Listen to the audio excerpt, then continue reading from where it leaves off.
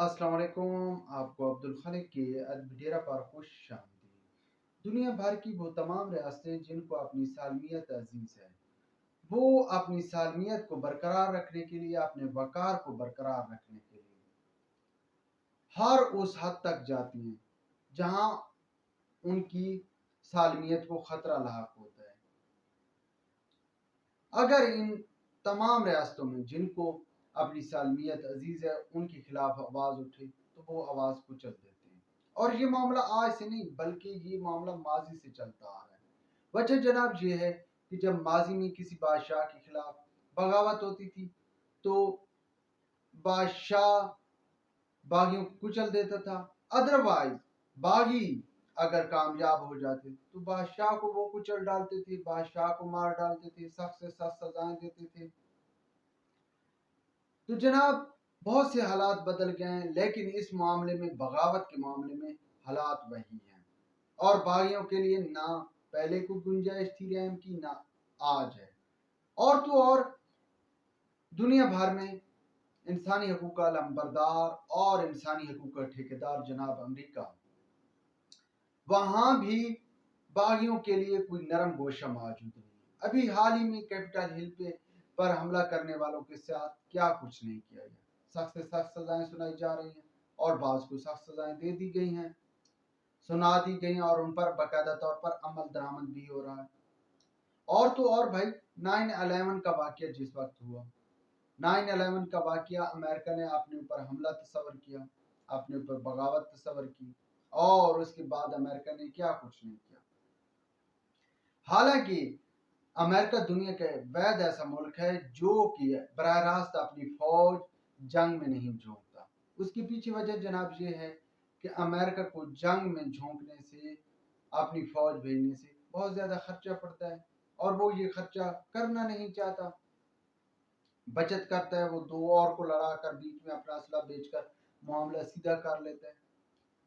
लेकिन 9/11 के बाद अमेरिका ने बाकायदा अपनी फौज अफगानिस्तान में उतारी और उस वक्त तक अमेरिकन फौज अफगानिस्तान में मौजूद रही जिस वक्त तक तालिबान ने ये यकीन नहीं दिला दिया और अमेरिका को यकीन हो गया कि भाई अब तालिबान अपने बच्चे बंद कर रहे हैं, ये कभी जो है वो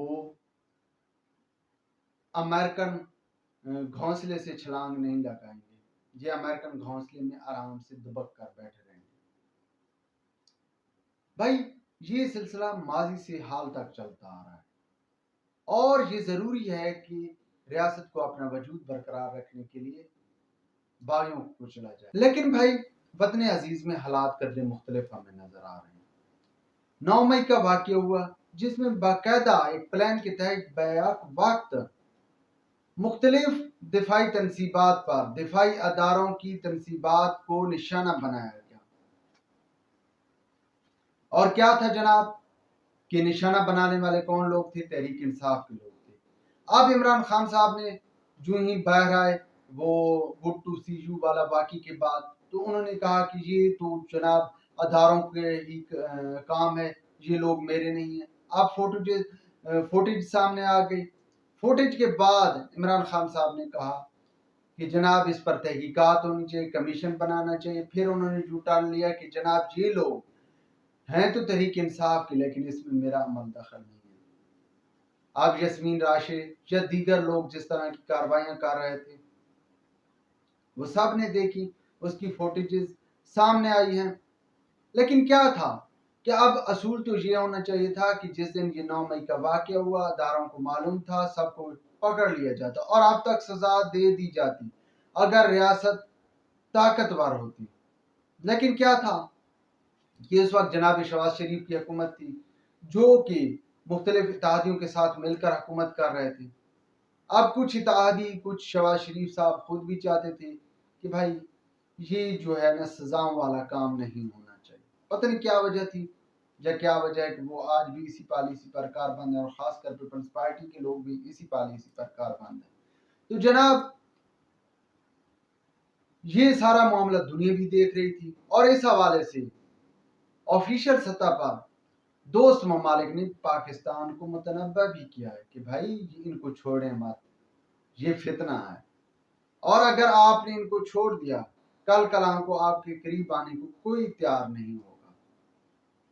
خیر، شہباز شریف کی سرکار گھر چلی گئی اور نگران سیٹ اپ آ گئے۔ نگران سیٹ اپ میں لازمی بات ہے، ہم نے پہلے بھی آپ کو آگاہ کر دیا تھا کہ معاملہ بہت کچھ جو ہے یہاں پر بہت کچھ تبدیلیاں ملیں گی، اور وہی ہوا جناب۔ اب ریاست نے وہ کام شروع کر دیا، مطلب ریاست پاکستان نے اپنے بچاؤ کی باقاعدہ طور پر مہم پکڑ لی اور 9 مئی کے تمام باقی کے تمام کرداروں کو 120 کی دفعہ شامل کر دی گئی ہے۔ اس کا مطلب یہ ہے کہ جناب عمران خان صاحب سمیت تمام 9 مئی کے واقعے میں ملوث کرداروں کو اب جو ہے وہ بغاوت کی مقدمات کا سامنا کرنا پڑے گا، اور عمران خان صاحب اور ان کے ساتھیوں پر بغاوت کی دفعات شامل کر دی گئی۔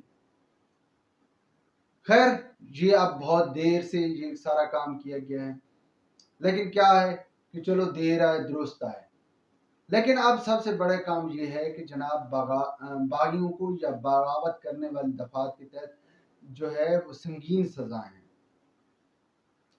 کیا ریاست ان لوگوں کو عدالتوں سے سنگین سزائیں دلوا پائے گی، یا جس طرح آرمی کوڈ کے تحت یا آرمی ایکٹ کے تحت جو ترمیمات کی گئی ہیں اس کا ٹرائل جلد از جلد مکمل کر کے ان تمام لوگوں کو سزا سنا دی جائے گی اور سزا پر عمل درآمد بھی کر دیا جائے گا۔ اب اس میں تو یہ ہے کہ بغاوت کرنے والوں کی سزا میں سزائے موت بھی شامل ہے، عمر قید بھی شامل ہے۔ اب اصول تو یہ ہونا چاہیے، چاہے پارلر انکل اور پارلری آنٹیاں، یعنی کہ یہ این جی اوز والی جو انسانی حقوق کے ڈھولک ہر وقت پیٹتی رہتی ہیں، ڈھولک بجاتی رہتی ہیں، انہوں نے بہت شور کرنا ہے، اور بھی بہت سے لوگ ہیں حقوق کے نام پر کہ یہ انسانی حقوق کی خلاف ورزی ہے، اس کے نام پر شور مچائیں گے۔ لیکن بھائی آپ کی ریاست کی سالمیت بھی تو ضروری ہے۔ یہ لوگ اس وقت کیوں شور نہیں مچاتے جب ان کا آقا امریکہ اپنے ہاں کیپٹل ہل پر حملہ کرنے والوں کو سزا دے رہا ہوتا ہے، یہ اس وقت خاموش رہتے ہیں۔ لیکن جب ریاست پاکستان میں ریاستی اداروں پر حملہ کرنے والے، ریاست پر حملہ کرنے والے، ریاستی اداروں پر حملہ جو ہوتا ہے وہ ریاست پر حملے کے مترادف ہوتا ہے، تو جناب وہاں پر سزا پر کیوں آوازیں اٹھائی جاتی ہیں؟ بیسیکلی کیا ہے کہ جناب ان کو فنڈنگ جو این جی اوز ہیں یہ بھی ایک سیاستدانوں کو اور خاص کر عمران خان کو پروموٹ کرنے کے لیے لانچ کی گئی ہے، اور جہاں ضرورت پڑے وہاں انسانی حقوق کی ڈھولک بجتی ہے، اس سے پہلے خاموشی ہی رہتی ہے۔ ویورز اب تک کے لیے اتنا ہی کافی۔ ویلاگ کے بارے میں اپنی رائے سے ضرور آگاہ کیجیے گا۔ خدا حافظ۔